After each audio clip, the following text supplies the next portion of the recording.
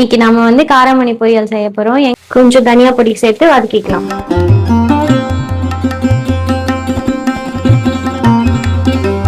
இன்னைக்கு நம்ம காராமணி பொரியல் செய்ய போறோம். எங்க ஊர்ல இதை காராமணின்னு சொல்லுவாங்க, சில ஊர்ல தட்டைப்பயிறுன்னு சொல்லுவாங்க. காராமணில என்ன இருக்குன்னா புரதம், நார்ச்சத்து, இரும்புச்சத்து, பொட்டாசியம் அதெல்லாம் இந்த காராமணில இருக்கு.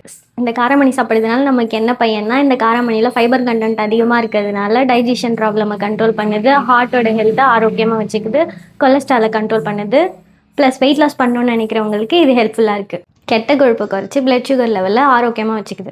இப்போ இந்த காராமணி பொரியல் எப்படி சமைக்கலான்னு பார்க்கலாம் வாங்க. இப்போ காராமணியை நல்லா கழுவி எடுத்துட்டு இந்த சைஸில் கட் பண்ணி எடுத்துக்கிறேன்.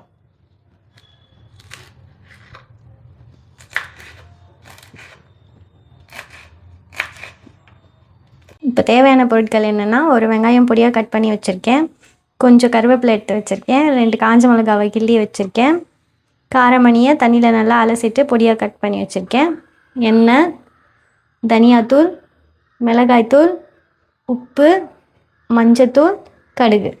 இப்போ எப்படி செய்யலான்னு பார்க்கலாம் வாங்க. கேஸ் ஆன் பண்ணி ஒரு பாத்திரம் வச்சுக்கலாம். பாத்திரம் சூடானதும் எண்ணெய் ஊற்றிக்கலாம்.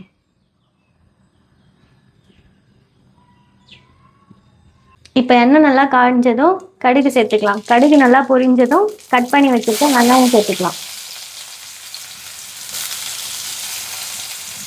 எடுத்து வச்சிருக்க கருவேப்பிலையும் சேர்த்துக்கலாம்.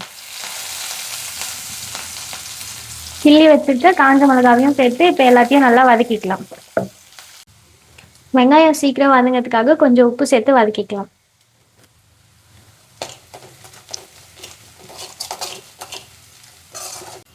வெங்காயம் நல்லா வதங்கினதுக்கு அப்புறமா பொடியாக நறுக்கி வச்சுக்க காராமணியை சேர்த்துக்கலாம்.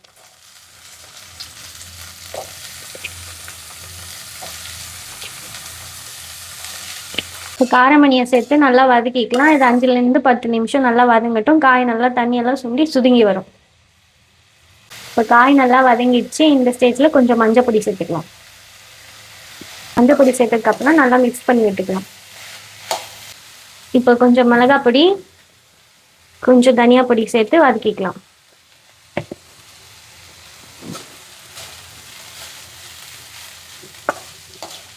காய்க்கு தேவையான அளவு உப்பு சேர்த்து வதக்கிக்கலாம்.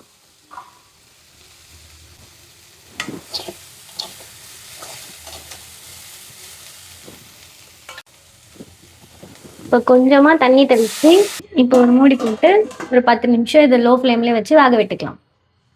10 நிமிஷம் ஆயிடுச்சு. இப்போ கடாய் ஓப்பன் பண்ணி பார்த்தா காய் நல்லா வெந்திருக்கு. இப்போ கேஸ் ஆஃப் பண்ணி இறக்கிடலாம். தண்ணியெல்லாம் சுண்டி காய் நல்லா வதங்கி வந்திருக்கு பாருங்க.